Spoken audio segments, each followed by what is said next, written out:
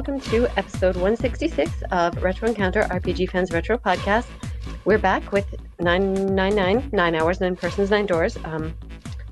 Different digital route, same game. I am back again with Michael Sollosi, aka Monsoon. Hello, Hilary. I know. That is your real name. Yes. And we also have with us Trent Argirov, aka Stranger. Hello. Hello again. And Leona McCallum, aka Jade. Hi there. Good to have everyone back for part 2. I'm so excited. Me too. Lots happened. We've got a lot to discuss today. Turns out it was not a butter knife, Jade. It was totally a butter knife. It's a very deadly butter knife. We've got murder weapons, incinerators, safes, all sorts of interesting thriller-related stuff. Yeah, it turns out the safe ending is not safe for basically anyone. Everyone. Not safe is in the adjective, meaning secure. Right. It's called the safe ending because you open a safe. No one is safe in the safe ending, it turns out. Yeah. None at all. Oh. So, yeah, we really avoided ending discussion in part 1, but now, do we want to get right into it, or it's open season, or I mean, where do we begin? Because I'm eager to talk about what this game's endings are and aren't. It gets wild in the last couple of segments. Yeah. It definitely does. So can we just quickly go around and say like what endings we got last time again, just as a quick recap? Absolutely. Okay, I'll go first. I got the sub ending, sort of deliberately, because that was the one I sort of remembered the least. And then I used a guide to make sure I got the order right and got the safe ending and then the true ending. But so sub, safe, true, and then I got the rest of the murder endings just to clean up trophies on the PSN. Yeah, you've got to see everything. Okay.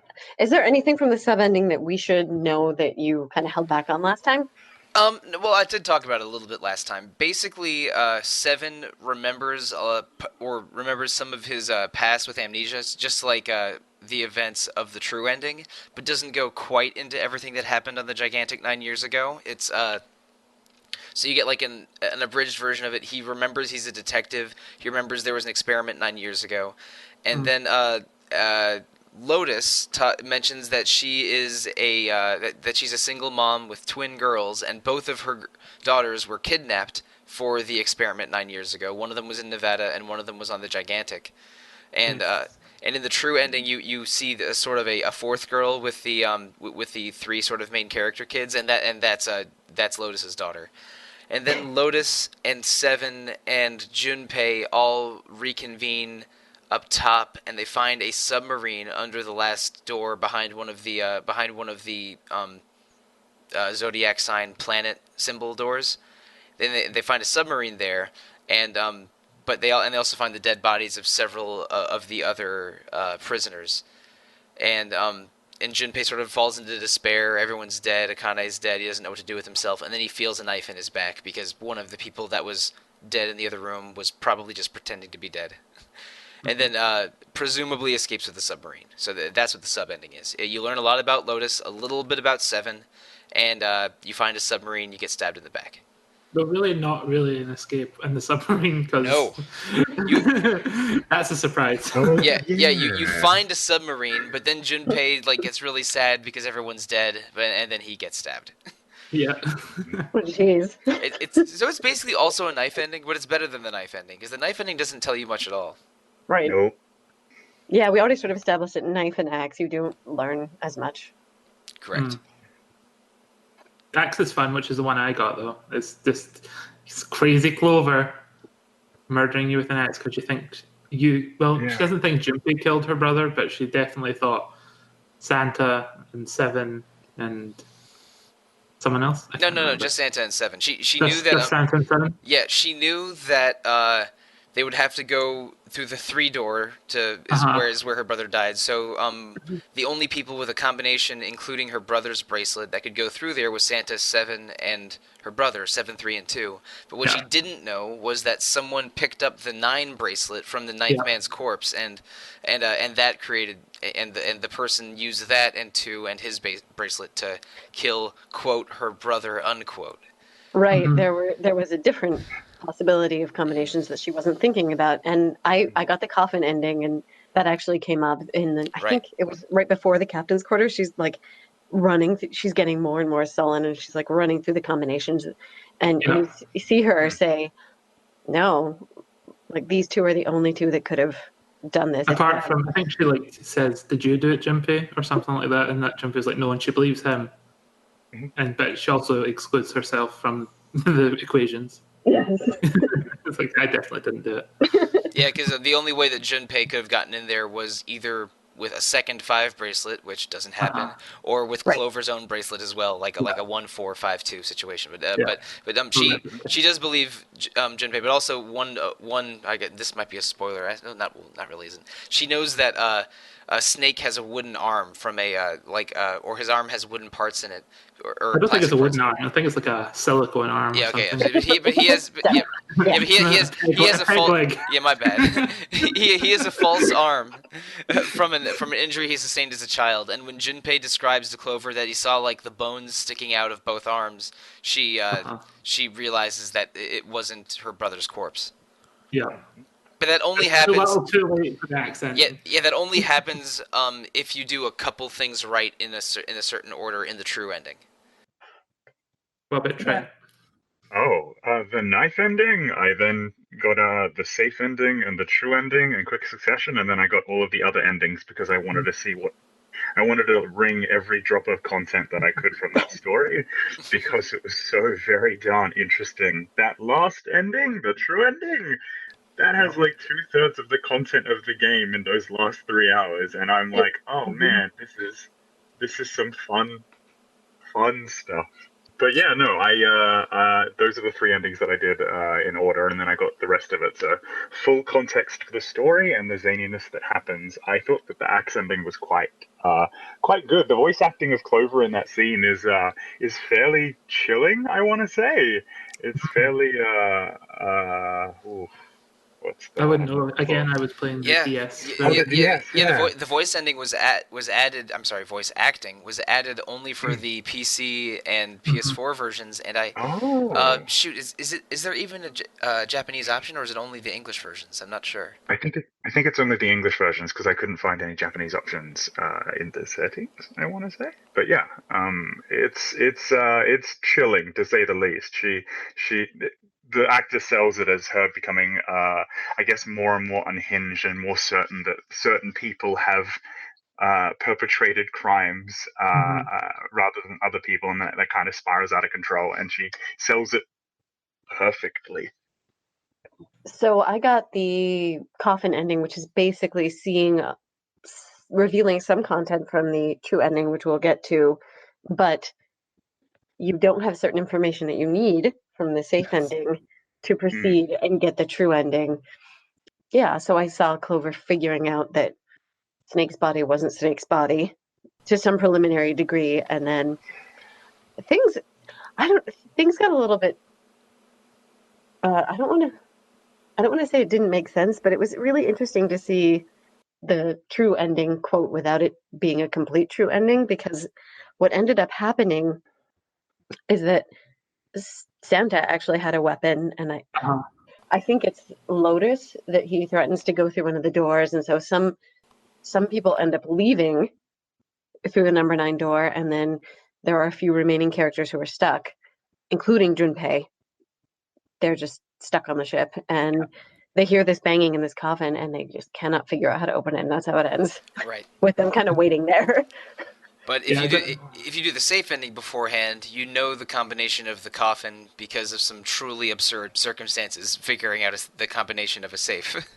That's in either the first class or second class cabin, I forget. Yeah, it's the darkness of the sinister hand thing, isn't it? Right. Yep. Yeah. Mm-hmm. So one of the added features that we kind of touched on last time was the fact that you can jump from scenes to scenes if you've already played content, and that was very true going between coffin, safe, and then true. I basically was able to get... Back in my day, we didn't have flowcharts. Yep. You just had to play the whole damn game about 5 times. Oh man. I was not a fan of that. Well, to be fair, I didn't know a world with flowcharts when I played 999. Yeah. So we were... So like I was fine with it. I was captivated by the game when I first played it 9 years ago, even though it was actually 8. Say it was 9. Yeah, sure, it was 9. But after playing VLR and having the flowchart system, and even using morphogenetic fields to explain why you can remember stuff from flowcharts, like from timelines that didn't happen. I never want to play the DS version of this ever again. Flowcharts only, please. I don't know. I kind of think it thematically almost added something to be able to, like, start over from the coffin, get the safe, and then immediately click back to where I was in coffin, and suddenly it's like Junpei sort of like, oh, I'm getting this information. I don't know how I know it, but I know the code now. Right. Yep. Really suddenly. Basically, that moment where knowing the code allows you to continue past the coffin breakpoint. In VLR, there are at least 10 spots like this. Like, yes. Oh, I can't continue from this point. What do I do now? And then it says like breakpoint, or I forget what the term they use is. I think it's just to be continued in the ones that you need to be, but like there's also bad ends. Yeah, there's bad endings and to be continues where you need to see more information in other timelines before you can continue. There's really only the one coffin ending point in 999, but in VLR there's several of them. So like it's awesome in 999 and a cool plot point that makes you that recontextualizes the idea of morphogenetic fields. It's like, oh, it's not just a weird conversation I had with June and Seven that one time, and but they broaden that a lot in Virtue's Last Reward, and it's awesome. Yep. Fun fact or fun little Easter egg about the code that opens the coffin is if you multiply that code by 9. You get everyone's true bracelet numbers. Oh. More 9s. Cool. Interesting. Yeah. Because not everyone's bracelet number we find out isn't really the real bracelet number. Yes. So definitely. I mean, we're right up against it. Should we talk about what's in the safe ending now? Yeah, let's do it. Oh boy. These are the things that Jade and I were really trying not to spoil for you guys. Yeah. Ace is a mean person. A very not nice person. Ace is a horrible person. It's quite weird, horrible person. Yep, my suspicions from the coffin ending are confirmed. He was getting really shady in the captain's quarters, and now I know why. Yeah. We find out who the 9-man was shouting about. It was him, he tricked me. It's like Ace.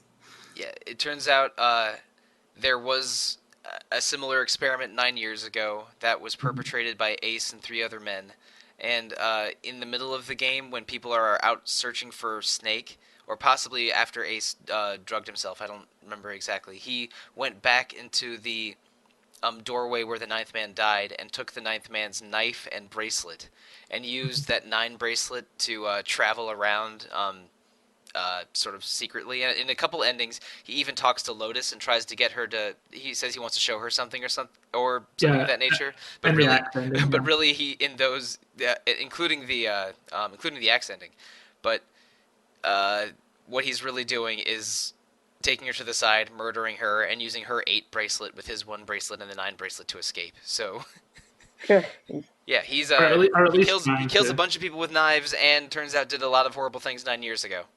Yeah, my favorite thing about all these Ace bad endings where he murders you is he never really gets to escape in any of them, because the 9 door isn't a 9 door, and the submarine doesn't lead anywhere. It's just a pool, so he can't actually escape because he doesn't know the real answer to the puzzle. Right. So he thinks he's getting away with everything, but And Yeah. if the player isn't aware of all the secrets of the game, they assume that he gets away with it. At least in the knife Yeah, ending. Oh, At yeah, least you totally assume. yeah, at least in the knife ending and sub ending. So Even after you beat the game, unless you can go past not thinking that in those bad endings he did escape, but when you think about it, he couldn't have possibly escaped. Right. Or he would have escaped, and it wouldn't, like, after he opens the last door, the scene would not be what he expected. Exactly. yeah, and I'm trying to remember just kind of chronologically when do we learn that he's the pharmaceutical company president? Because I think Yeah. that's kind of one of the earlier pieces in all of this that's revealed long. Junpei figures it out after you do the sort of picture puzzle where everyone's pictures are in the Right. warehouse. Yeah, It kind of like put together after that. That's one of the big tip-offs. Yes. Yeah, Yeah. and he even he doesn't necessarily confront Ace, but he asks him if his real name is Hongo. And Yes. and he says, yes, I am, but it's not really important here, I guess. And it's you don't make the connection between his pharmaceutical company and the experiment 9 years ago until you have much more information. Yeah, I love the way Junpei reveals Hongo. It's such a such a fun scene to watch. As Junpei keeps tricking him by pretending he's Santa and he's not really Santa. And he asks Ace, "How does he know How do you know I'm not Santa?" And he's like, "Well, you don't sound like him." But then he's like, "Of course, but you just say you don't look like him." And that's Right. a hint towards what Ace's disability is. Like that Ace also says that that's bigoted of you to assume that I'm an evil person because of my disability. But also you learn about what prosopagnosia is from Lotus in an earlier scene in the I want to say the laboratory. I'm not sure. Yeah, that sounds right. They're yeah. working on saving Clover, and she in what at first seems like another one of these odd side conversations. She starts talking about the brain and what if everybody's individual brain is really just projecting, and there's a more central, CPU kind of along the lines of the idea of morphogenetic fields. And she starts saying that would explain things like aphasia, prosopagnosia, and blind sight. Yeah. Yep. Which I was pretty floored when she started talking about those things, because it put me right back in a health conditions class, actually. I felt like I was going through the list of like perception disorders. But I don't know, that scene worked really well for me. Yeah, I really like that scene where she describes, like, what if we are just like wireless monitors and our brains are somewhere else, and it'd be hard to tell the difference. If you cut this part of the brain out and your vision goes, is that just because it's like a piece of the monitor, or is it because there's actual damage to the CPU? It's interesting. And aphasia is an interesting example of that, because basically there are two types, and they're associated with the areas of the brain that are typically thought of as responsible for producing and interpreting language. Oh, is that Wernicke's area and Broca's area? Yep, exactly. Yeah, okay. Broca's aphasia and Wernicke's aphasia. Yeah, right. I remember that from my psychology courses, but I definitely did not study to the depth that you did. Jeez, I feel undereducated now. I just went to culinary school. It's those are the two parts of the brain. I forget which is which, but one of them interprets sounds into language, and one of them interprets the concept of languages in your brain into vocalizations, I think. Yeah. So Broca lets you basically transmit the language that you intend to. Right, so that's the producing speech, and then Wernicke's the interpreting it, when you interpreting what you hear into language that makes sense. That's the whole trilogy. Every trilogy, the main villain has a different disability.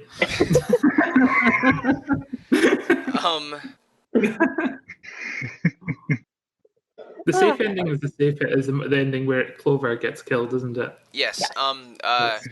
Clover is searching for Snake, and she goes missing, so everyone starts looking for Clover, and Junpei finds her dead from a knife attack, and she's holding some paper, and from context clues and the paper, he realizes that Ace killed her and has a confrontation with Ace.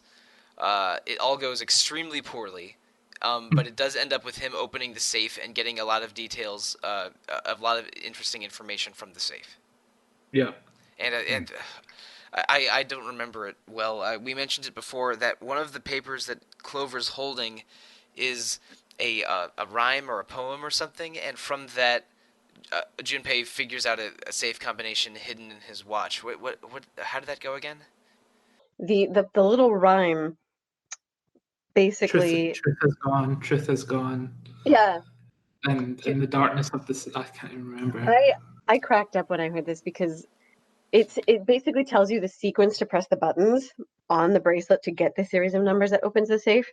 So, like, truth is associated with right, and then gone is associated with left, because if you're gone, you've left. And so you figure out I think it's right, left, right, left, right, left. You hit the buttons and you get the numbers. Oh, does he find the photo in the safe of all of the other members of the people who conducted the experiment 9 years ago? Because that ties into an overarching thing that connects all of the, I guess you would say, murders in the game together over the endings, which I thought was really interesting and quite an elaborate part on Zero. Zero's kind of plan in the story. I thought that the writing was quite smart in that regard to kind of link all of these things together. Was that photo in the safe, or was it in the final puzzle in the game in the study? Oh, was it in the drawer? I can't remember. I can't remember if it's in the safe or the study. That's because that's a big context clue with some scenes that you get. Yeah, I'm trying to. Oh, I think there's a letter that names them all in the safe, and I think you see the actual photo in the last puzzle. Yeah, that's it. Yeah, 'cause you won't be able to recognize the fourth man as the corpse from the captain's quarters unless you do the true ending, because the true ending takes you through the captain's quarters, and you don't necessarily go through that room for the safe ending. Right. So then you recognize everyone in the picture after that. Yeah. You finally get maybe for listener clarification, the four men in the picture are Ace, the ninth man, the corpse that was wearing Snake's jacket in the shower room, and the corpse that they find in the captain's quarters next to who has an axe next to him. And in the axe ending, which requires going through the captain's quarters, Clover picks up the axe and kills several people. But you find out in the true ending that it appears that the man dressed as the captain was just drugged, but Ace, who went ahead in the puzzle because he already knew the puzzle solution, went ahead, killed the drug captain with his knife, and then went back into the previous map room. Which is why, like I said, in the coffin ending, I thought Ace was being incredibly shifty at that point and like leaving the group, and of course I didn't know why yet. And basically, once you get to the true ending, you find out that this guy that was dressed up like the captain and had a fake Zero bracelet wasn't he the main financer? Yes. The ninth man was a scientist. The man in the shower room was Ace's right hand man, and the man in the captain's quarters was the financier. I don't remember their names. The crazy thing is Zero manipulated Ace into killing all of them. Because Ace killed the ninth man at the beginning, to see, because he wanted to test to see how serious this game was, and then that was a really chilling moment where like Junpei's confronting Ace, and Ace is like, well, yeah, I had to see if the bracelets actually worked. I had to see the stakes here, and the 9 bracelet, I know from the past that it's a really useful item, like one of the better numbers in the Nonary game, so I wanted it, and it's like, wow. Yeah, and then in the shower room, the man who died there was drugged and unable to communicate. Again, maybe one of his areas of the brain was affected. I don't know. So and Ace killed that person in the same way he killed the ninth man, but just through the number 3 door, because he couldn't recognize his own former comrade. Right, because of the prosopagnosia, and that's actually kind of another chilling little moment where it's sort of like, oh, that's who I killed. And he realizes and recognizes it, and he's like, "Oh!" And then he just continues onwards with his monologue and overarching explanation, as it were. And I'm just like, "Man, come on! Prosopagnosia is not a good enough reason to just kill people." I think I wrote that in our summary. It's not a good reason, but it's one reason. Yeah, It's not a good well, reason. his reason is he's a paranoid jerk, but Yeah, Zero Sure. manipulated Ace into killing his three former organizers of the experiment 9 years ago, and then minor spoilers, you do sort of bring Ace to justice at the end, which is very satisfying. One of my do. one of the cleverest things I think Ace done is actually when he killed the captain, or the fake captain, is when, do you know that scene where Junpei fixes the lock so he can get the door he wants in the third set of rooms. Right.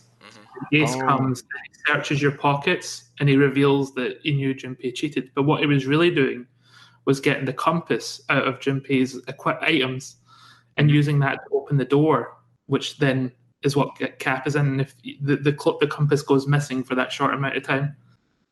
Right. Yeah. That.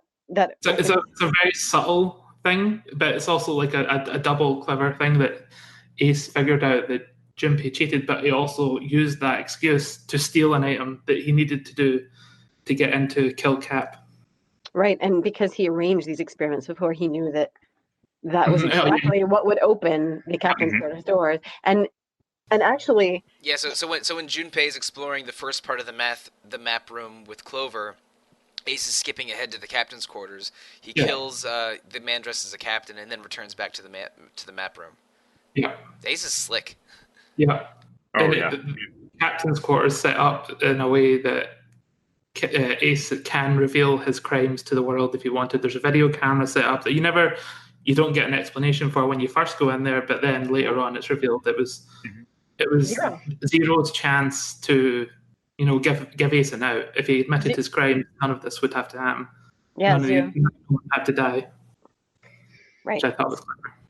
Zero gave Ace this chance to kind of confess his crimes, but still kind of knowing. I mean, as you go through the true ending, you get the idea that Zero knew or had a very good idea that Ace would not take that out and would still kill the fake captain.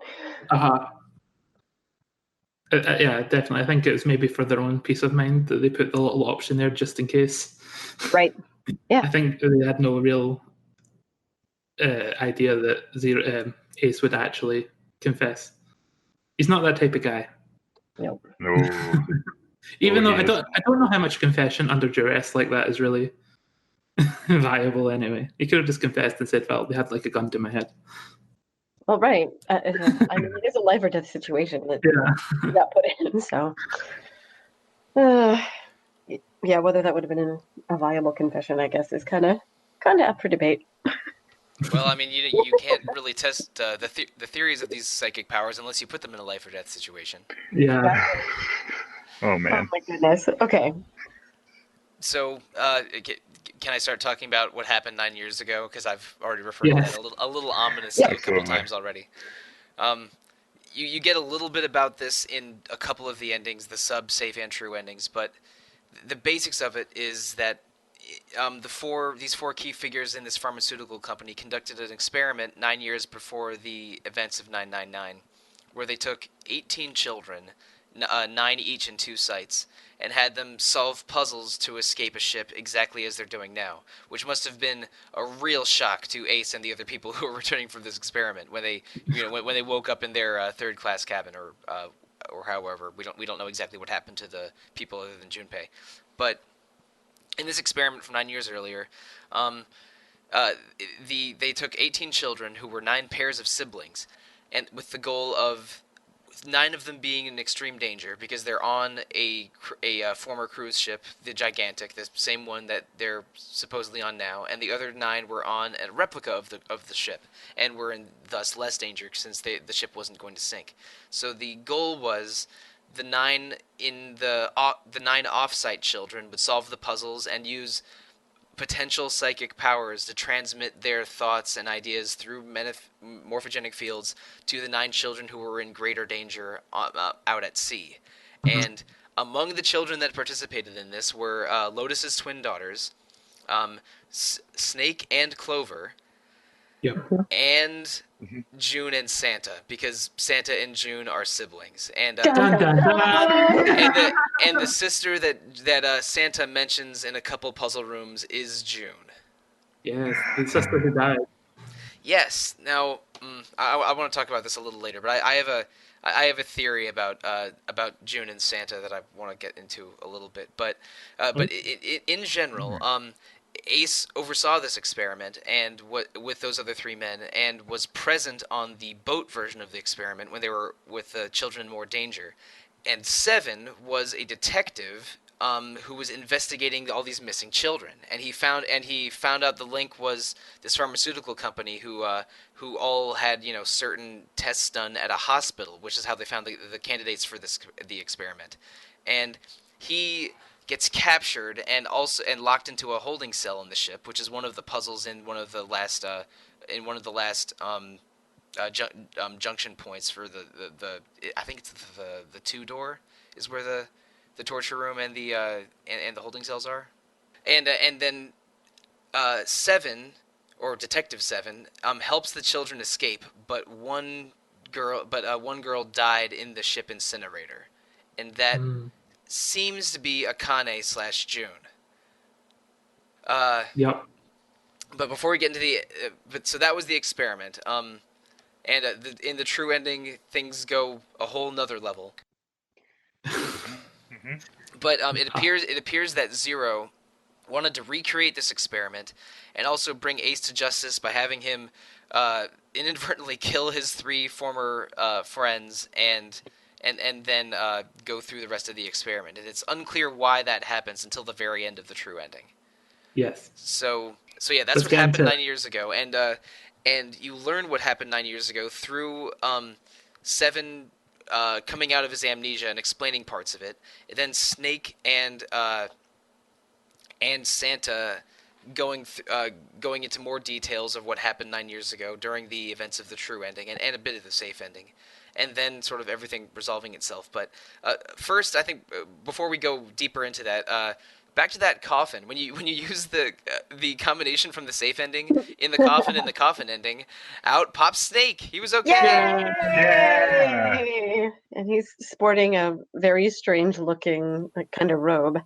Yeah, I thought it was like a cardinal's robe or something. Since the coffin's in a chapel area where the 9 doors are. Yep. Yes. That actually kind of ties into, I think, some of the random stories that you hear about someone who, what was his name? One of the people who got really kind of obsessed with Titanic memorabilia and was rumored to have bought the gigantic. And he had there was a sort of secret society thing going on. And I think that's where the robe comes from. Yes. Oh, possibly, yeah. They mentioned some eccentric millionaire that bought the gigantic and ran a similar experiment, but we don't.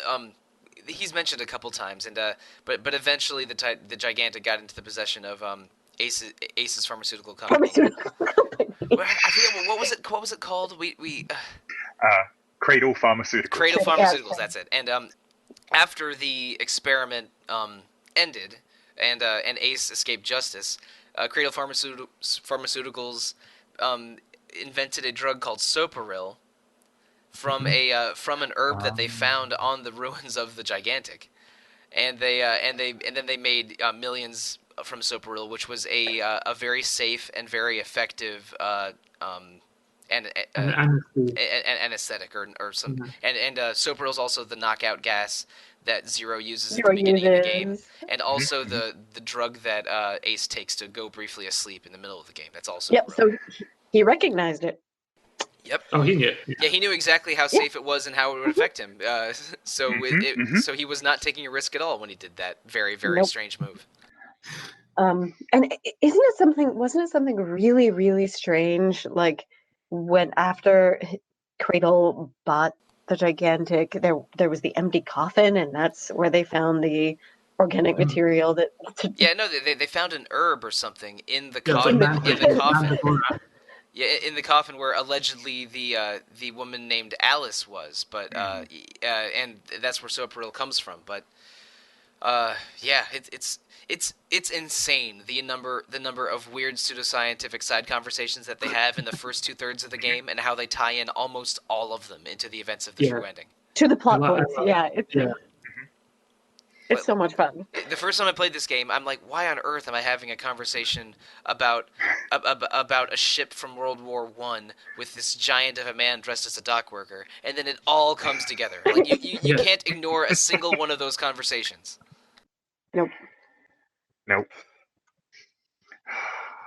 It's like a layering of brick upon brick, and every single thing is like another piece of the jigsaw puzzle. The conversation with Ice Nine, I was like, how the heck is this relevant in any way whatsoever? And they're like, yeah, no, this chemical that happened, as well as these crystals that kind of, had a resonance across the world. I'm like, but what? But we're in a survival game.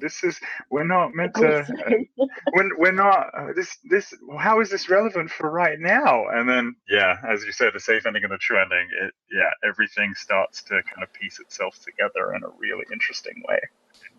Maybe we should mention in the true ending path, you rescue Snake, and then a team of Snake, Clover, Junpei, and I guess is it Seven that's with them? Seven is with them. And Seven. Before this true ending, though, we should really talk about like the similar ending with the coffin ending, or because where Clover's dead. Yeah. And you go forward with like Snake and Seven, and you face off against Hongo, and you have the epic Snake battle. Hongo. Oh, that's right. Yeah. Amazing, touching scene. Yeah, in the safe ending. Right. So, yeah. Is that the safe ending? Yeah. Yep. Oh, it's so good. It's so good. Yeah. Because Junpei keeps the fact that Clover's dead a secret from Snake, presumably because going crazy runs in the family. Apparently, when you learn your sibling's dead, and Snake doesn't take it well when Ace tells him that he murdered Clover, and when they're in the incinerator room, and Ace shoots Snake about 6 times, and Snake, barely alive, just clings to Ace so that he can't escape, and that he also gets burned to death in the incinerator, which is a metal as hell way to die. Yeah. It's some of the most like raw voice acting that happens in an entire game. It's a really powerful scene. Yeah. I wasn't like super into Snake before that scene, but like after that scene, I was like, oh well, Snake's just one of the greatest characters ever. Absolutely, I completely agree. Retroactively turned my opinion around and from being like a condescending asshole to being like, oh no, you actually have reasons as to why you're like this. Yeah. Oh no, 9 years ago. Oh no. Yeah. I turned completely around in Snake. I was like, nah, you're a good lad. That's fine. You're just a victim of circumstance, mate. He's a blind man who picked 9 4-leaf clovers for his sister for her birthday. I know, right? My heart. That is probably one of my favorite things that we learn about the experiment 9 years ago. And I think, is it around this time that we first learned that? It's during the scenes where like Snake's trying to calm down all the kids, and he tells them about the leaf words and about how he has a sister over in Nevada and she's a transmitter and she's trying to give him the answers that he needs to survive. Right. So the group of children that's on the gigantic in the experiment 9 years ago, they start to fight. They start to lose it because they're running out of time and things are getting really stressful. And Snake, as would I, as a grown adult. Snake, because he's amazingly talented, happened to have just picked 9 4-leaf clovers for Clover's birthday before he got kidnapped. But that confrontation in the incinerator room in the safe ending basically ends badly because several more people are dead, and it has an extremely sort of bleak finish to it. The only really satisfying ending is the true ending. So are we ready? Or is there more to talk about with the scene? I just wanted to really get that, and it was such a good scene. I didn't want to go over it. Like I didn't want to miss it. All right. Well, first, after the you reunite with Snake, you got to do the library puzzle, which is maybe my least favorite in the game. I think so. Yeah, I think this man because like not a lot's revealed in the library puzzle. Yeah, it's just very much a puzzle. Yeah, it's a lot. Some of it has some simple, logic or number puzzles, but a lot of it is just looking at book after book to see if there's something hidden behind it. And there are so many books on four corners on one floor, and then another 2 rows of books on a lower floor, and it's just a pain in the rear. Each section has like 6 bookshelves. Yeah. Yeah, it's like, you have to zoom in on six different bookshelves and click every book to see if there's something behind it. It's a little mindless and maybe more magic pixely than almost any other puzzle besides the first puzzle. And by the time you get here, you sort of realize, wait a second, the very first puzzle of the game where you don't really know everything yet is one of the harder puzzles in the game. Yeah, but they really throw you in. Yeah, but and then the library just it feels a little mindless, which is ironic for being in a library, and and just frustrating. It was the second time in the game where I used a guide because it's like, you know what, damn it, just tell me where the rest of these books are and let me get to the true ending. So yeah, I used the internet for puzzle solutions in the torture room and the library, and that was it. Well, half of it you're searching for light bulbs. Yeah. which are behind books. Yes. And I like the design of the library visually. Like, it's a really cool looking place, and I mean, of course, I got a huge kick out of looking at the book titles and seeing what all the characters, especially Snake, had to say about them. You get a lot of cute fluff text in the library. Yeah, there was a lot of fun fluff text there, but it's also really tedious. And then you have like another puzzle straight after that, which is it's sort of like a puzzle, but also has like bits of all the other puzzles strewn about it. Like, this is where all the puzzles were built. Yes. You get to see and you have to get a little nightmare.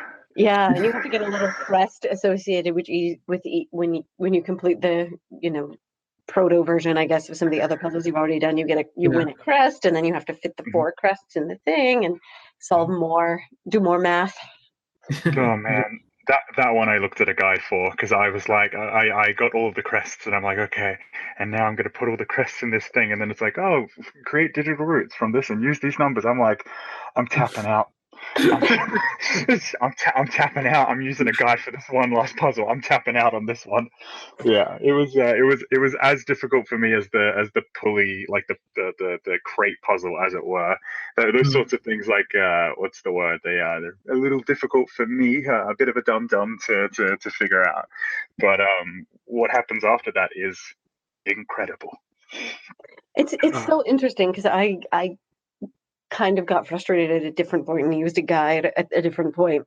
I actually used a guide to get through all the, because I had a bit of a gap between my first couple playthroughs and the true ending content. So I wasn't remembering those previous puzzles quite as well as I should have been. So I got sick of that. I was like, no, I've already done this. I'm just going to look at the solutions. And then once I got the crests, then I was like, okay, I'm ready again. I will actually legitimately do this. And I did. Those puzzles some of them are good, some of them are bad, some of them are excellent. Weird. It's like a puzzle probably none of you had trouble with, but for me, the kitchen, it's like when you had to figure out the little safe password, that stuck me for hours. I don't know why. It did. Is that the one where you're first introduced to the idea of the hexadecimal? I think kitchen is the earliest one, and if you skip the kitchen and find a hex puzzle, that's a little unfair. Yeah, no, that happened to me. I was like, what the heck is a hexadecimal? And I'm like, it's pinging somewhere in like year 11 to year 12, like general maths. Yeah, and I was just like, okay. But yeah, no, just looked it up and I was like, oh, it makes sense now, I guess. You've got to give the team credit in a general sense, though, about having a good flow. And like, usually you have the information that you need and the puzzles build on each other, which is really cool. Yeah. Hopping back just a little bit, once you solve the library puzzles and you're on your way into this cargo hold / puzzle building laboratory kind of thing, that's when Junpei kind of confronts Snake a little bit and says, all right, like, I want to know What happened 9 years ago for what real? is going on. Yeah, and what happened 9 years ago. I like that scene. I think in that ending, that's also where, because this is a little weird to say, Seven remembers parts of his amnesia in different parts in each timeline, in the end of the sub ending, in the end of the safe ending, and during the true ending. But in each of those, he remembers more in each different timeline, and he gives you basically the full picture in the true ending. When in the sub ending, there's a lot of gaps in his recollection. But yeah, in the true ending where we are now, you get a better picture of what happened 9 years ago. And but the one thing that I guess I'll save this for a little later. The one thing that bugs me a little bit is that eventually it's clear that Akane/June was chosen for the puzzle along with her brother Santa, but both Seven and Snake, and I think Santa also, all say that a girl died on the boat. Yes. But she didn't. Akane's right there. Yes. She can't be the girl that died. Okay, I have a crazy theory to share, but it's after we talk about the plot some more. One thing I do want to mention really quickly, though, is I think you do get that kind of you get Junpei starting to think about Akane, actually, in this, because I think he wants to ask Snake, like he has a sort of hesitance with a sort of worry, and he wants to ask Snake, okay, this girl that died in your experiment 9 years ago, what was her last name? Mm-hmm. But he doesn't. And then in the next room, when Seven is starting to remember things, I think he actually does ask. Yeah. He just absolutely does. Yeah. Mm-hmm. And he was researching the 18 kids and searching for them, so he knew their surnames. Yeah. Yep. Also, Akane and Santa were put on the same boat by accident, even though they should be separated. Both siblings were on the same group. I'm wondering if it wasn't an accident, because I mean the plan was to have transmitters in Nevada and receivers on the ocean, but maybe as controls or as as different experimental cases, they decided to have one boat with two or decide to have two pairs of siblings each on the same boat to see how their behavior was different from the separated siblings. That's really interesting. So I like that theory. I think it probably wasn't an accident, but as a result, it may have put Akane in great danger. Yes. Yeah, it's such a meticulously detailed plan. It would be funny that the actual kids just happened to be mixed up by accident. Right. Yeah. But anyway, the final puzzle room after you get several revelations like this is the study, which is a very, very messy room. Yes. It's a junk room. It's like, if that was, someone posted that room in like on social media or something, they would just have 8 replies that are just clean your room, jerk. Jerk. It's very judgmental of you. How dare you talk about my room that way? There's a reason that I don't conduct these podcasts with a video component, because I don't want anyone seeing how messy my room is.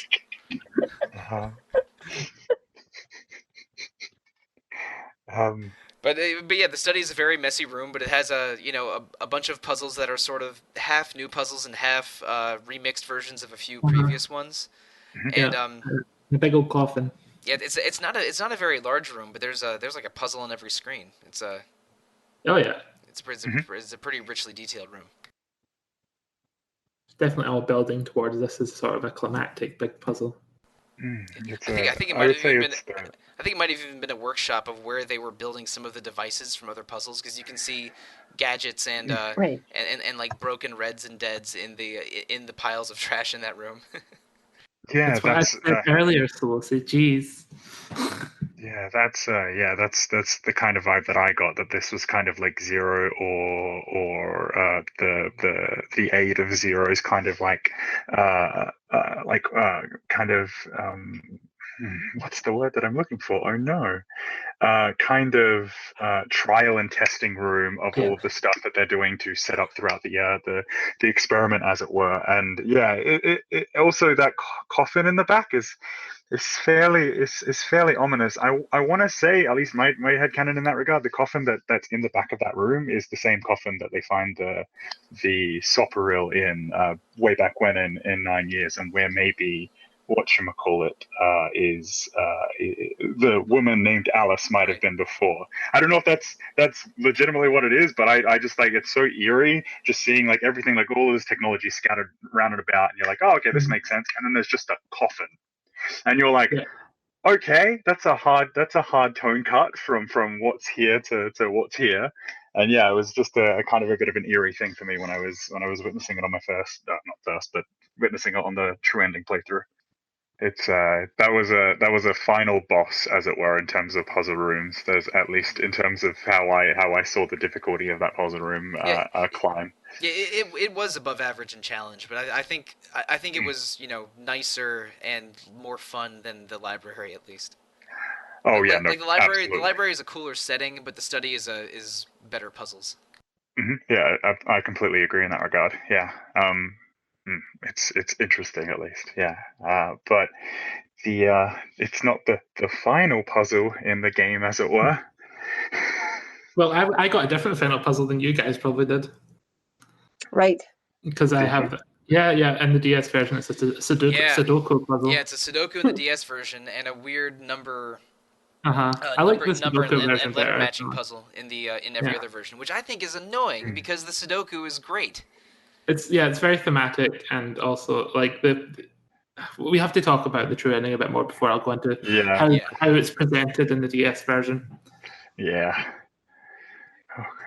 So should we just go to the incinerator room now? Right. Okay. So they make it through the study eventually, and they find, I think, that like the Neptune key card and one other key in that area. Right. So then they're able to go, and that leads to that same incinerator room area. Right. Yep. Yeah. Mm-hmm. But yeah, the confrontation in there is weird. They find Ace, Santa, Lotus, and Akane, but Akane's illness has gotten very bad, and then sort of during the final confrontation, let's see, they I think they managed to accost Ace, but then Junpei has to solve the final puzzle, or else the incinerator will get turned on, which is very, very similar to the events of 9 years ago, except it was Akane and not Junpei standing at that altar or dais or whatever it is, and then we get into the real weirdest pseudoscience fiction of the entire game, where the whole plot of the game, really. Yeah, the whole plot of the game. Should I get into? Should I explain it, or do you want to take care of it, Hilary? We can just kind of do it together. Oh, all right. Okay. So basically, Zero is Akane and Santa working together. They had to recreate the events of 9 years ago, because the way they solved it 9 years ago was that Junpei, solving it in the present, transmitted psychically all of his actions to Akane in the past. Yeah. And really, what you were doing in the present was how Akane, who had the number 5 bracelet 9 years ago, was able to solve all the puzzles in the ocean experiment. And Akane and Santa, who I think they say in VLR that they became independently wealthy by investing in Sopperil. They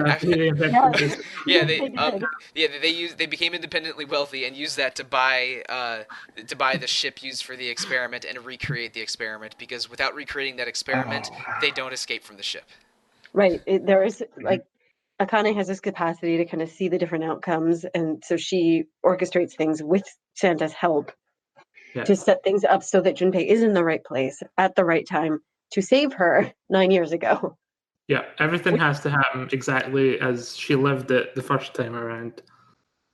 It's when the explosion happens at the very start of the game. You see the bomb, like a bomb, go off on the ship, and you think that's in Junpei's side, but it's not really. You're seeing the bomb explode 9 years ago when Akane is on the boat, because a bomb never really goes off in Junpei's, because you're never really on a boat to begin with.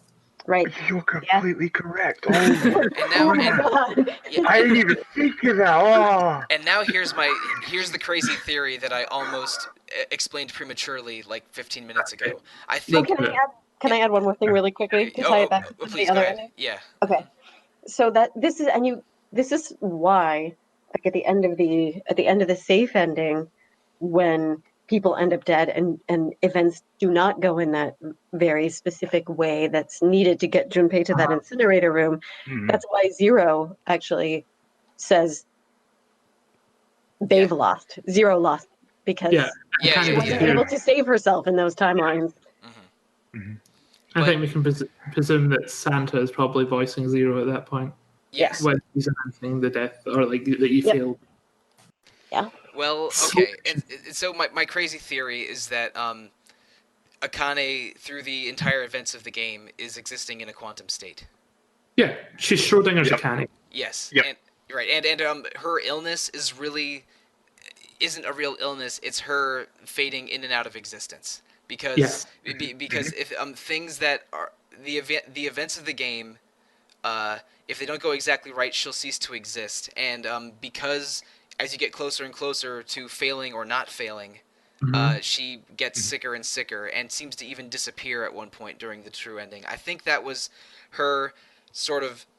I think it was likely her sort of maybe not escaping, but like briefly fading away, then fading back in, and then getting ahead of the group with Santa to before you move on to the credits and epilogue. But yeah, you know what I thought it was. You know what I thought it was right at that point with her is I thought she was. I kind of got the impression that she had to fade out because she needed she had to be present as her past self. Right.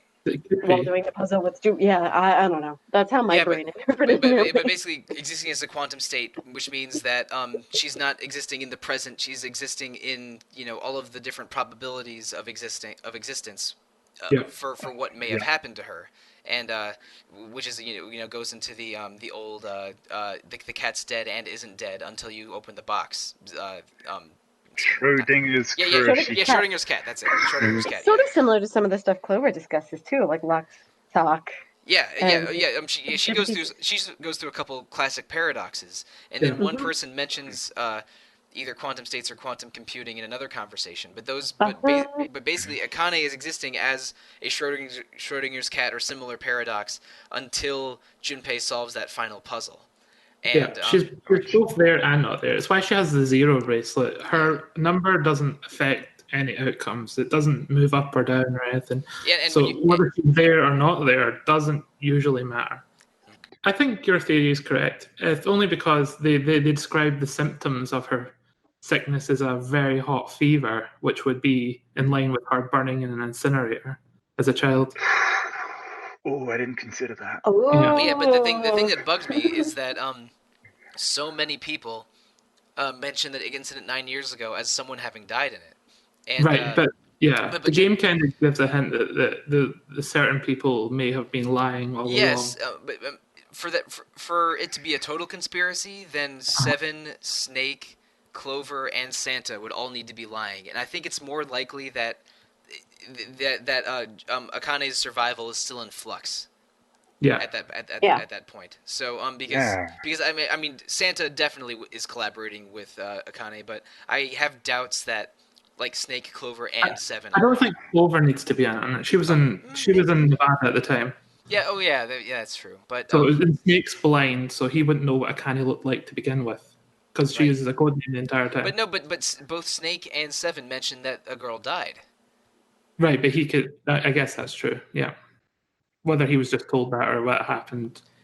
Yeah, so that was my crazy theory. I don't know if maybe it's already accepted. That's the impression that I got too.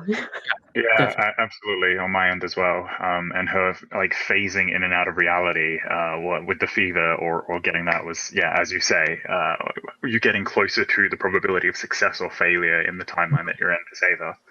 Yeah. Is her illness worsening and then her briefly vanishing during the last scene? Mm-hmm. Oh man, that last scene though. So Zero was June and Santa working together because they were secret siblings the whole time. Yep. I did not pick that. at all. What's the word? Right up until the true ending, I was like, "Oh man!" I'm like, something's odd with June, and I was like, in my notebook, I'm like, "Is Zero June?" And then I was like, "Something somewhere along the line." I don't know what piece of evidence, but I'm like, "Oh no, it's fine." And I crossed it out. I was like, "It's fine. It's okay. You know what? Maybe it's just like Ace or Santa." And I was okay, at least on some level of Santa, but the actual tying into why Zero is June and the actual legitimate timeline, both past and present and future, is fascinating, to say the least. And it blew me out of the water. I dropped my controller. I was like, no way! What the hell? Okay, can I say what my when I played this game 9 years ago, what my original theory for who Zero was? Okay. My theory was that Seven had multiple personality disorder, and the Seven taking part in the game couldn't remember the past, but his other personality was manipulating everything, and I was sure the final confrontation would be Seven switching between different personalities, and I think the only reason I thought that was because he seemed to know a lot for someone with amnesia, and also he just kind of just looks like a villain. So I imagine him, doing an evil grin kind of pose, but I was completely off. Yes. He does look like a villain up until you see him in the past in his awesome detective getup. Mm-hmm. Like this 80s mustard yellow kind of what's the word, suit and jacket, just doing a trench coat with the matching hat, like a slightly more muted Dick Tracy look. That's great. Oh, so good. That whole scene with Seven replaying and relaying the events of the past, I thought that was wild. I was like, yes, I completely didn't expect that, but this fits perfectly. See, that is one thing I did not really successfully guess, is that Seven was a detective, and I'm pretty much in the same boat as Stranger. I was really surprised and fascinated by the way everything was tied up so neatly when we learned that, because I had hints of okay, June is somehow involved with things on a deeper level, maybe controlling things, and Santa also knows more, but I was a little bit fuzzy on who did what and how exactly things worked as a whole. Yeah. So you can really be forgiven for thinking Santa is the mastermind for a lot of the game, because you even have that ending where he just pulls out a gun and that one. And in my coffin ending.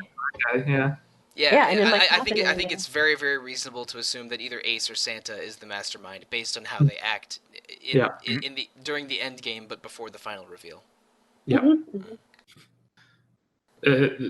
As great as the localization is for this game, we did miss out on a little further sort of, oh wow, I never realized that in the Japanese is you play the whole game's written and because the language allows it in a non-gendered way. So you're actually in the Japanese version you're actually narrating everything as a Akane, watching the events of Junpei. Right. Yeah. That's harder to understand in an English translation, but yes. We couldn't really pull that off using our language. Yeah, it really feels like a first-person narration from Junpei playing it the way we are. But in Japanese, it's easier to the reveal that this is all Akane's perspective makes more sense. Yeah. So cool. That's so neat. I think there was an interview with the localizer or the localization team talking about how that was so difficult because it hinged one of the biggest plot twists hinged on a Japanese pun, I want to say. What's the word? And how they changed it from first person to third person to kind of deal with the kind of navigating through that plot twist to have it have the same impact, which I think is like a linguistically and creative solution to that whole problem. It's pretty cool. The impact would feel different in Japanese, but it's still plenty impactful figuring all of this out in English. I felt like I had just had my mind blown several times during the true ending. I could do one more doesn't matter to me. It's like a multi-layered plot twist. As I said before, it's 70% of the content of what the game is actually about is in that true ending, and you're like, oh man, okay. I when I was in it was just, as you say, Leona, plot twist after plot twist after plot twist after plot twist, and by the end of it, I was like, oh man, I'm a mess. This is I'm an actual mess. And it's what like it's like, oh, this does make sense. It's like it's not just a Shyamalan twist, It's just it's all planned. It's great. It's beautifully plotted, and wonderfully written. A+ mystery construction there. Yeah. And actually, that sort of reminds me of a random other fact that I read, which is, I think when they were building the plot of the game and kind of figuring out how it would work for English as well, I think they started from the end, actually, and worked their way back, which may have contributed to some of that. Yeah. That's completely and utterly smart. Yeah. So just really quickly, we should probably recap because we've got everyone in this incinerator room. And we haven't really talked about the details of how things start coming together and that final puzzle. So right. Yes. Basically, everyone's there. They're confronting Ace. He has Lotus. Right? Because he's trying to get through that number 9 door. Yeah. He has Lotus. And then Junpei, and aren't the others in the incinerator just kind of in the incinerator room too, or is it just Junpei? Because I thought they were there. No. Basically everyone's there, and but Akane is so ill that she can't stand, and and we come in and Santa's on the floor, right, doubled over because Ace has punched him out. Right. Ace is trying to leave through the number 9 door, but it doesn't. It doesn't work because secretly the numbers on the bracelets were all wrong. Yes, right. It doesn't quite match up. But so then things go awry, and the incinerator gets activated by Ace, right? Santa leaves the room. Santa, yeah. And then he leaves the room. The incinerator activates, and then the puzzle, the last puzzle, kind of this device kind of ascends from the floor, and then the crux of the entire plot twist kind of reveals itself when Junpei goes to try and figure out the puzzle, as it were, and then something really neat happens. If one of you folk could describe what happens, because it's wild.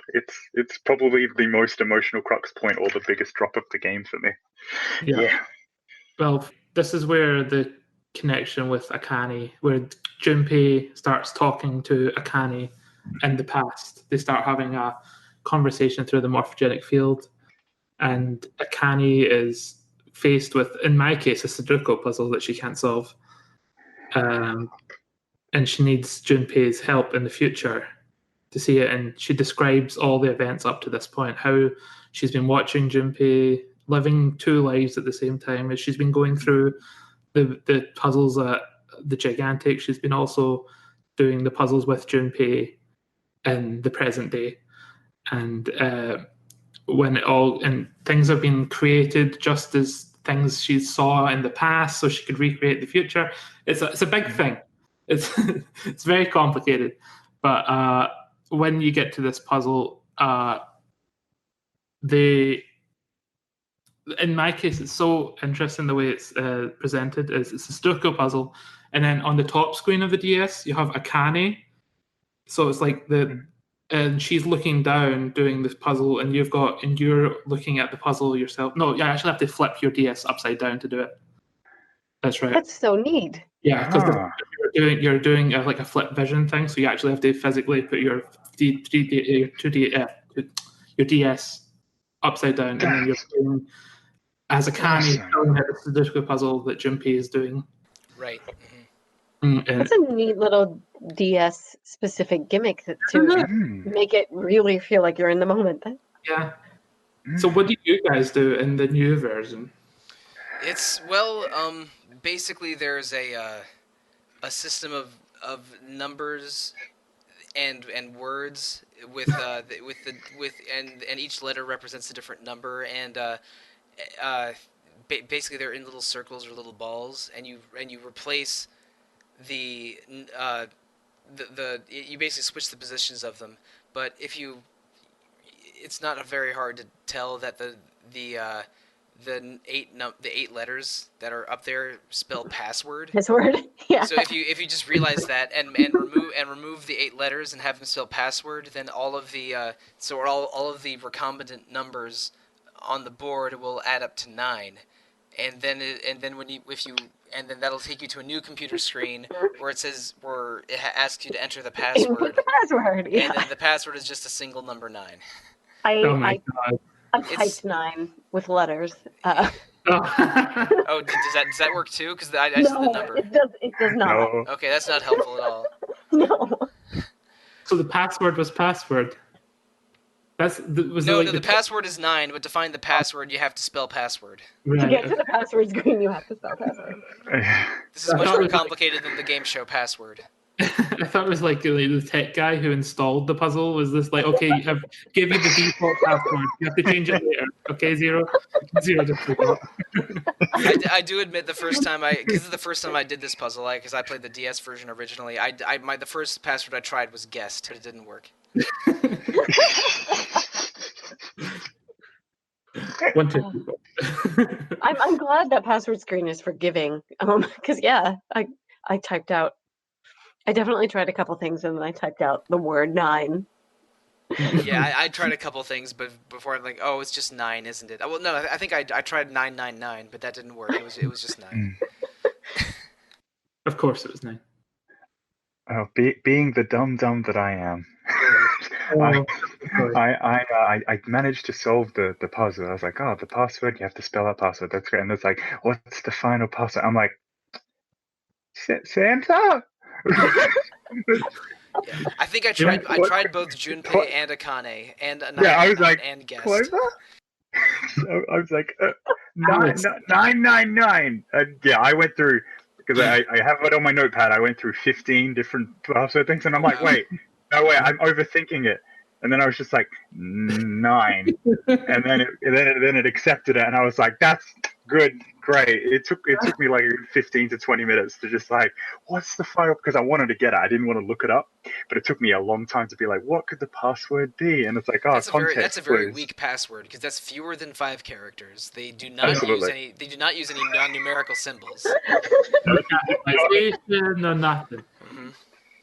I thought it was going to be this big complicated thing. It just was the single numeral 9. I was like, if Lotus brute forced that computer, she would have the password in a second. Yeah. Yup. I just now in my head, I'm just gonna picture that happening. Junpei finally gets through this puzzle and then just turns to Lotus and is like, "Hey, I need a password." And she's like, "Oh, okay." Less than a second later, it's done. All right, 9.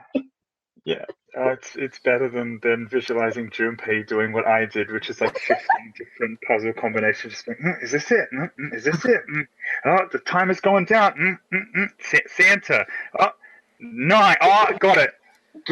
Yeah. It's like That's a really good point because there is very, very there's a countdown going to when the incinerator is going to start. It's getting progressively hotter.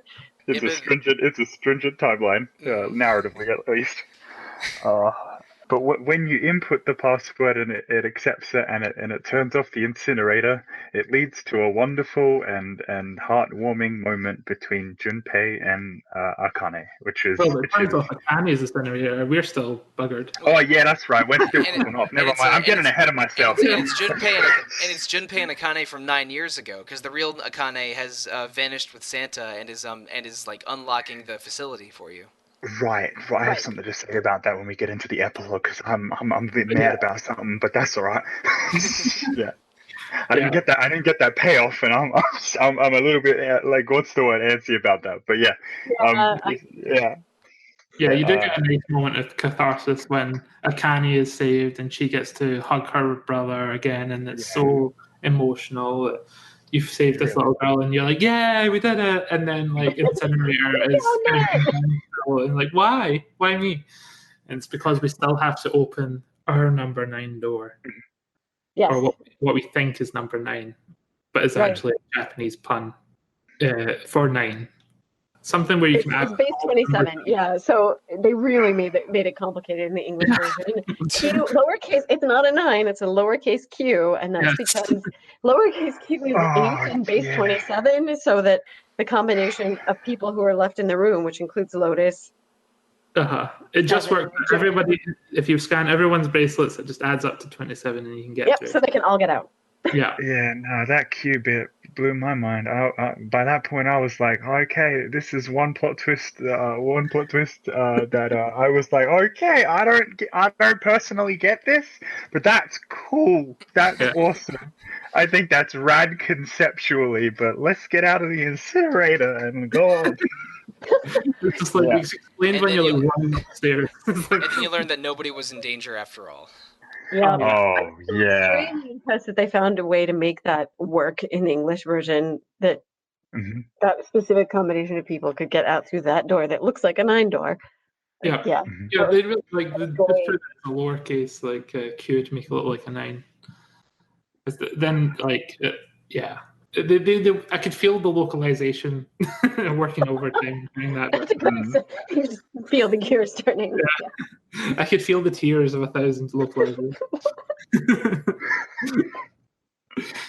But yeah, you climb up the stairs. Everyone's Jimpy's explaining what the hell this. How did that work? And Jimpy's like, I'll explain later. Nice, but he explains now. But you go up, and then the sun. You open a door, and the sun hits you, and you hear birds, and you think, "Oh, we're on the sea," and then it pans out, and you're actually in the middle of the Nevada desert. You're in Building Q. Building Q. Oh my God! I just realized it's Building Q, guys. Yes. The game does that a lot. Even years later, I'm still like, "Oh, I get it now." Yeah. Oh, it is Building Q, isn't it? Mother. That's awesome. That's great. That's good. Good game. Good, very layered. Very layered. But yeah, they're in the middle of the Nevada desert, and then it kind of does it pan to the does it go to the credits after that, or does it the bracelets fall off and it goes click, click, oh click, yeah. And then it's revealed that there was no bomb anyway. No bomb inside out. They weren't real detonators. At least for the people who matter. Yeah. They weren't part of an evil pharmaceutical company. And then you, what's the word? You get into a car, I think. Yes, you find a car. Santa and June are nowhere to be found. Yeah, they drove ahead because they cowards. Okay, which is my biggest frustration with the epilogue, but that's okay. The fact that you don't get to see Santa and June and just like have a little talk about that, but I guess that works for the narrative. That's cool. Yeah.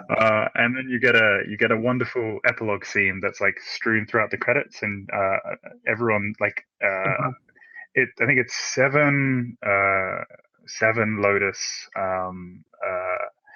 Well, the people that were in the incinerator room, as well as Ace in the back, and they're kind of like wrapping up certain threads as to why people had certain motivations. Oh, Clover driving, Clover driving. That's great. Yeah, that was a nice touch. Yeah. I could just see her in the Nevada desert, like going in circles. Yeah. Ace just tied up in the trunk. Yeah, Ace is in the trunk. The one moment I felt a little bad for Ace was when people asked him, why did he ever do this? And he said, I thought that the psychic powers could make me see faces. Yeah. But then I remembered everything he did and stopped feeling sorry for him. Yeah. There's that fraction of a second, and you're like, wait, no, you actually full on kill people and or what's the word? Subject your children to experiments. You're a bad dude. Let's put the tape back on your mouth, there, buddy. Yeah, that is extremely, extremely effective though, because it does give you that moment where you kind of pause and you think like, well, what would that actually be like? Yeah, it would to be not hard. be able to recognize faces, and him living a long life with that disability, and it really getting to him. It would be horrifying. Yeah, it basically drove him insane. It's like you can sort of infer that it's the dehumanization of people without faces that's kind of made him a sociopath. He's not able to connect the same way that we can connect through seeing faces. But of course, this is, it's a fantasy. It's not how obviously real life people with these disabilities turn out usually. Blind people don't suddenly just go on rampages because they can't see anything. It just so happens to be this character's motivation. They also all don't become Daredevil. Like no, not every blind person is a martial artist. Specifically says it like in such a so very, and even though I'm on the snake train right now, such a condescending tone of voice. Like I'm a competent fighter. You wouldn't expect. I'm like, okay, I want to see that in action, and lo and behold, you do see that in action. Stranger, let's test that theory, Snake. Yeah. I stranger love Snake. I 150% back on that train. Just the scene with the clovers when he's with the kids did a lot for me to kind of like go, actually you were like a calm and level-headed source of inspiration and comfort for people and children, little kids who are thrust into such a rough situation and just like acting like a big brother towards all of them, which is nice. Speaking of sweet little kids, we didn't go into detail about this scene, sort of Akane's living in parallel with the final puzzle from her and Junpei as kids, really. Mm-hmm. Oh. Yeah, all the scenes with them as children together they're very cute, and they clearly like each other, and the idea that of Akane missing Junpei and like latching onto the doll he gave her as like almost a security blanket, and thinking of him through the entire ordeal that she had to go through as a child, and then being saved by future Junpei, and then living for an additional 9 years without contacting Junpei, but knowing that he saved her life and was her childhood best friend. I think that put all of her hyper affection for him and her borderline pining for him in a new context. It really did. Yeah, it really, right, when she's functioning as June.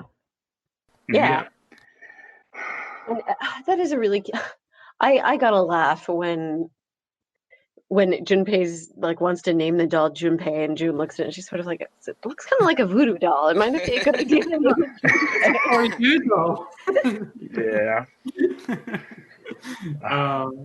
I love it. Junpei's such a little cutie. He's just idiot. Yeah. And I'd say he's probably my favorite character out of all of them, barring maybe Santa or Snake. Yeah. For me, it's still Lotus. She needed a larger role. No, Lotus's sub ending when I played that. I you were talking about the contextualization there in the last episode. When I played that, I was like, oh man, no, totally understand her actual relationship with her daughters and how that happened and what she wanted to do to try and get to the bottom of that was heartbreaking in a certain sense. It was Yeah, this game's got a lot of feels. This game's got a lot of feels and a lot of emotion layered on top of like logical mystery, logical puzzles. It's a wild ride to say the least. It does. And I have to admit, my two favorites were definitely because of like random personal connections. Like Snake was kind of reconfirmed for me in the library because I think in the evolution section of books, there's one that's just kind of like titled like the theory of evolution or something, and Seven goes like, that isn't that Darwin? And I immediately started to go, Darwin's work was titled, Origin of Species, and like not even a second later Snake says exactly that too, and I was just sort of like, oh crap. You are Snake. Like, well, okay. I felt I felt kind of icky actually. I did that along with him. We harsh. But I still feel the connection. And Lotus, same thing with all the perceptual changes and disabilities. That was really cool for me as well. Yeah. And then learning more about her past. I love the fact that she is slightly older female character as well, a mom, and the fact that Zero was thoughtful enough to make her part of the group, because I remember reading somewhere that like her daughters returned to her, but they never really talked about their trauma or what they went through or anything. Yeah, That always that's in the sub ending. That's in the sub ending too. Yeah. They never told her exactly the ordeal she went through, so she kept investigating the incident to try and get to the bottom of it. Because again, Cradle Pharmaceutical got away with all of it, and part of the motivation for what Akane and Santa did was to bring the Cradle Pharmaceutical people to justice. Yeah. Okay. So we should probably close this up soon. Okay. Man, it's so hard to encapsulate this game into final thoughts. Right? Like it's probably the best game that I've played this year, I want to say, and it's a 9, 8, 8, 9. I'm gonna go with 9. 9-year-old game. Oh, I thought you were going to give it a 9 out of 10. No. I genuinely would give it a 9.5. Like there's only a couple of things that I would be like, some of the puzzles are a little shaky here and there, but the actual narrative, 10 out of 10. Oh yeah. 10 out of 10. It's my Anyway, yeah. Yeah, I think I would just sum it up by saying, if you want a game that has a really compelling kind of mystery thriller, tense narrative, and you don't mind a little bit of iffy puzzling and some areas that are slightly tedious, it's definitely should be one to play. No question at all. Yeah, it's a really compelling mystery game with puzzles that are satisfying and generally play fair. But it's this meticulous story planning and incredible payoff at the end. It's a lot of fun to get into it, and also this is the kind of thing that it really can only be a game and not a film or a novel, because they use the idea of multiple endings or the flow chart, depending on what version you're playing, and have that be justified or explained in gameplay. This is a really, really cool video game story that could only be told in a video game, and I think that makes 999 very special. And it has 2 sequels, one of which is excellent, and the other of which is less excellent. But I mean, that's just what happens when you sequelize something. They can't all be winners. It's the perfect use of the medium. 100%. And this is kind of a random tangential thought, but it's also worth playing. Again, we've said this before, but I think it needs to be part of our final thoughts, for all the random knowledge that they bring in that might not, does kind of fall into the pseudoscience category, but they use it so well. Yeah. It's random knowledge that is sometimes made up, sometimes real theory, and sometimes a factoid or a historical item that they elaborate on. But they do a really good job of making all the pseudoscience seem real within the context of the story in a way that's much more clever than using it was magic or it was psychic powers to sort of explain away everything. It feels more real than that. Oh yeah, we totally didn't talk about the lady in the desert. Oh shoot! Oh man. Hey, that's just a lady. That's just a lady in the desert, and her name happens to be Alice. I mean, that's most definitely not the person that was in the coffin hinted at throughout the entirety of the game. Oh, so no, sirree, that's not that person at all. Wink, wink. But her name is Alice. Does that make you feel more comfortable? When I first played this game, I was like, "Wow, everything's wrapped up. I feel great. What a story! Everything made sense." And then the end came up, and it's just Alice standing there, and I'm like, "Oh my god, nothing makes sense anymore." Yeah. All right, so housekeeping. Upcoming episodes, we're going to have an episode about battle systems, and we're also going to be doing our yearly year in review episode, and the next game journal after that will be Kingdom Hearts. And yes, I don't know exactly how January will shape out totally, but Kingdom Hearts will have 2 episodes in January. Yes. Great. And as always, we love getting email, retro@rpgfan.com, so please email us. And give us feedback in other ways as well. Please rate and comment on your chosen podcasting platform. We love to continue to improve. And let's go around and say where to find the panelists. You can find me. I'm EP Fire on Discord. That's the best way. So how about you, stranger? Oh, I'm on Twitter, ARKODO17, Arkodo17, at Arkodo17. Yes, that's my Twitter handle. Yes, that's where you can find me. I'm not necessarily on the RPG Fan Discord that much, but if I am, it would be probably under Trent. Yeah. Leona, how about you? Where can we find Who's you? Leona? Oh, right. Oh, my goodness. Jade. Wow, we all Jade. missed it there. You can Jade, find where can we? you can find me on Twitter at StarMongoose. That's all one word. And you can also see me on the RPG Fan Discord server, which everyone is welcome to join. And I am also StarMongoose there. We're going to do this like round robin. Like Sollosi, it's you now. Who's that?